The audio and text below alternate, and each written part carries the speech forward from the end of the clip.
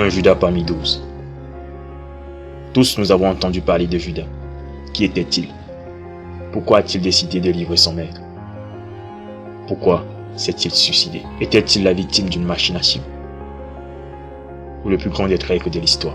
Pourquoi Jésus le puissant l'a-t-il accepté au sein des 12? Il avait probablement vu le bon côté de l'homme. Il y avait du bon chez Judas, mais du moins bon comme chez vous et vous. En nous appelant à le suivre, le Seigneur ne supprime pas pour autant notre liberté. Voilà qui est à la fois merveilleux et troublant. La liberté est la condition majeure de toute croissance spirituelle et intellectuelle. Elle est la base même de toute relation d'amour. Sans liberté, quel sens à la fidélité? Et sans fidélité, quel sens à l'amour? Judas parmi les 12 occupait l'une des places favoris, responsable des finances ou encore de la gestion des capitaux. Aurait-il trahi son maître pour de l'argent? Quelque chose de plus fort l'a conduit à cette esclavité. Obliger son maître à manifester sa puissance. La réalité lui échappa. Jésus se laissa arrêter. Jésus se laissa emprisonner. Jésus se laissa condamner. Jésus se laissa crucifier. Finalement, ce qui conduit Judas au suicide, ce n'est pas la trahison, mais l'orgueil. L'orgueil qui ne supporte pas l'échec et l'humiliation, qui l'entraîne jusqu'à la mort. S'il avait été qu'un vulgaire traître, il aurait pris son argent et plié bagage.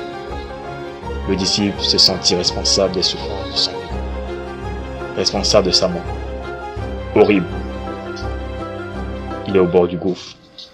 Il ne peut plus reculer. Il s'y précipite. Parce qu'il est désespéré.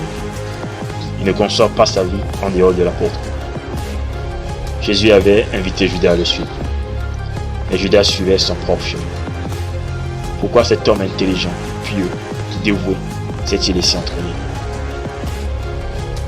Il ne s'était jamais vraiment abandonné à l'influence de son maître.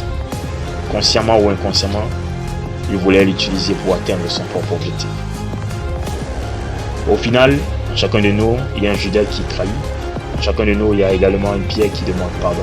En chacun de nous, il y a un Jean fanatique, fougueux. Il y a également un Thomas incrédule. Sur les 12 apôtres, il n'y a eu qu'un Judas. Voilà qui est suffisant pour nous, mes regards, pour nous engager à suivre le Seigneur. Ils sont parvenus, malgré leur tendance naturelle, à rester fidèles jusqu'au terme de leur vie. C'est possible pour vous. Dieu ne nous laisse pas seuls. Mais au contraire, il nous aide à suivre leurs traces par sa grâce.